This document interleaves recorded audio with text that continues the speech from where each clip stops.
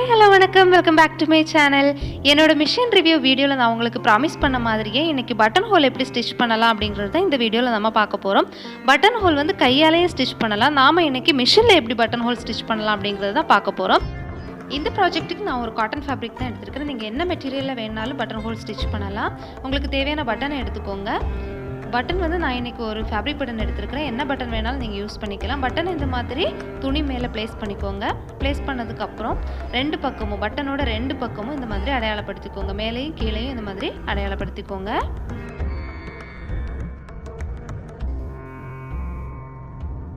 வீடியோவில் கொஞ்சம் கிளியராக இருக்கணுங்கிறதுக்காக தான் பென் யூஸ் பண்ணியிருக்கிறேன். நீங்கள் நல்ல துணியில் ஸ்டிச் பண்ணுறீங்கன்னா கண்டிப்பாக பென் யூஸ் பண்ணாதீங்க, ஃபேப்ரிக் மார்க்கர் யூஸ் பண்ணிக்கோங்க.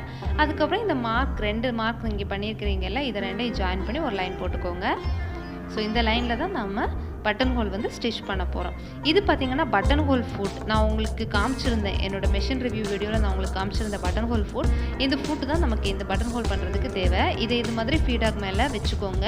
வச்சுட்டு ஒரு சின்ன கம்பி மாதிரி இருக்கும், இந்த மாதிரி வச்சு பின்னாடி ஒரு லெவர் இருக்கும். அந்த லெவர் அழுத்தினீங்க அப்படின்னா இந்த ஃபுட் வந்து ஃபிக்ஸ் ஆகிடும். மிஷின் ரிவ்யூ வீடியோ நீங்கள் பார்க்கல அப்படின்னா டிஸ்கிரிப்ஷனில் லிங்க் கொடுத்துருக்குறேன். அந்த வீடியோ பார்த்ததுக்கப்புறம் இந்த வீடியோ பார்த்தீங்க அப்படின்னா உங்களுக்கு இன்னும் நல்லா புரியும். ஸோ இப்போ வந்து இந்த ஃபுட் நம்ம அட்டாச் பண்ணதுக்கப்புறம் இந்த ஃபேப்ரிக்கை நீங்கள் ஃபுட் கீழே இந்த மாதிரி வச்சுக்கணும். ஃபுட்டு கீழே ஃபீடாக் மேலே இந்த மாதிரி ஃபேப்ரிக்கை வச்சுக்கணும். துணியை இந்த மாதிரி வச்சதுக்கப்புறம் நம்ம ஒரு லைன் போட்டிருக்கிறோம் இல்லையா, அந்த லைனோட ஸ்டார்டிங் பாயிண்டில் இந்த நீடில் இருக்கிற மாதிரி வச்சுட்டு ஹேண்ட் வீலை லைட்டாக நீங்கள் சுற்றி விட்டீங்க அப்படின்னா நீடில் வந்து கீழே இறங்கிடும்.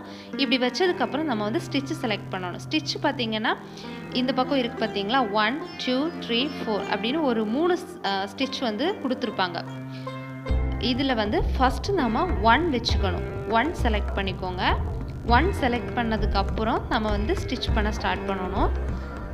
ஸோ இப்போது நம்ம போட்டிருக்கிற அந்த லைன் பக்கத்துலேயே ஒரு ஸ்டிச் விழும். மேலே இருந்து கீழ்ப்பக்கமாக வந்து ஸ்டிச் வரும். ஸோ நம்ம எங்கே லைன் வந்து முடிச்சிருக்கிறோமோ அந்த இடம் வரைக்கும் ஸ்டிச் பண்ணுங்கள். அதுக்கு மேலே போயிடாமல் அந்த இடம் வரைக்கும் ஸ்டிச் பண்ணிவிட்டு ஸ்டாப் பண்ணிக்கோங்க. அதுக்கப்புறம் அடுத்த ஸ்டிச் பார்த்திங்கன்னா 2ல் வைக்கணும். ஸ்டிச் நம்பர் 2 2ல் வச்சதுக்கப்புறம் திருப்பி இந்த மாதிரி ஸ்டிச் பண்ணிக்கலாம். இப்போ பார்த்தீங்கன்னா துணி நகராது, அந்த இடத்துலையே தையல் விழுந்துகிட்டே இருக்கும். இது வந்து ஒரு 4 இல்லைன்னா 5 தையல் போட்டதுக்கப்புறம் நீங்கள் திருப்பி அடுத்த ஸ்டிச் வைக்கணும். அடுத்து பார்த்தீங்கன்னா 3 ஸ்டிச் நம்பர் 3 வச்சதுக்கப்புறம் திருப்பி ஸ்டிச் பண்ணுங்கள். திருப்பி ஸ்டிச் பண்ணும்போது என்ன ஆகும்னா, நீங்கள் ஃபஸ்ட் ஒரு ஸ்டிச் போட்டிங்களே அது பக்கத்துலேயே இன்னொரு ஸ்டிச் வந்து மேல் பக்கமாக போகும். நீங்கள் ரிவர்ஸ் ஸ்டிச் எல்லாம் போடக்கூடாது. இது ஆட்டோமேட்டிக்காக நீங்கள் நார்மலாக ஸ்டிச் பண்ணும்போதே இந்த மாதிரி பின்னாடி போகும் ஸ்டிச்சு. இப்போ நீங்கள் எங்கே ஸ்டார்ட் பண்ணீங்களோ அந்த இடம் வரைக்கும் மட்டும் ஸ்டிச் பண்ணிவிட்டு அப்படியே விட்டுக்கோங்க. அதுக்கப்புறம் நீங்கள் அடுத்த ஸ்டிச் வைக்கணும். அடுத்த ஸ்டிச் வந்து 4 ஸ்டிச் நம்பர் 4 வைக்கணும். இங்கே பார்த்தீங்கன்னா உங்களுக்கு 4க்காக தனியாக வந்து செலெக்ஷன் இருக்காது. 2வது வச்சிங்க இல்லையா, 2வது வச்ச அதே ஆப்ஷன் தான். 2க்கு 4க்கு ஒரே ஆப்ஷன் தான் கொடுத்துருக்குறாங்க. ஸோ அதை வந்து நீங்கள் வச்சிங்க அப்படின்னா திருப்பி மேல் பக்கமாக தையல் விழும். அதுவும் பார்த்தீங்கன்னா ஒரு 3 இல்லைன்னா ஒரு 4 ஸ்டிச் விட்டதுக்கப்புறம் நீங்கள் இந்த மாதிரி கட் பண்ணி எடுத்துக்கோங்க. எக்ஸ்ட்ரா இருக்கிற த்ரெட்டெல்லாம் கட் பண்ணி எடுத்துக்கோங்க.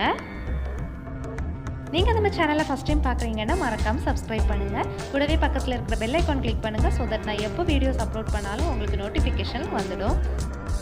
இப்போ நம்ம ரெடி பண்ணி வச்சுருக்கிற இந்த பட்டன் ஹோலோட 2 பக்கத்துலேயே இந்த மாதிரி பின் பண்ணிக்கோங்க. எதுக்காக பின் பண்ணுறோன்னா, நம்ம வந்து இந்த சென்டரில் உங்களுக்கு கொஞ்சம் துணி வந்து எக்ஸ்ட்ரா தெரியுது, நம்ம தைக்காமல் விட்டுருக்குறோம் இல்லையா, இந்த துணியை வந்து நம்ம கட் பண்ணி எடுக்க போகிறோம். அந்த சென்டரில் இருக்கிற கேப்பை வந்து கட் பண்ணி எடுக்கணும்.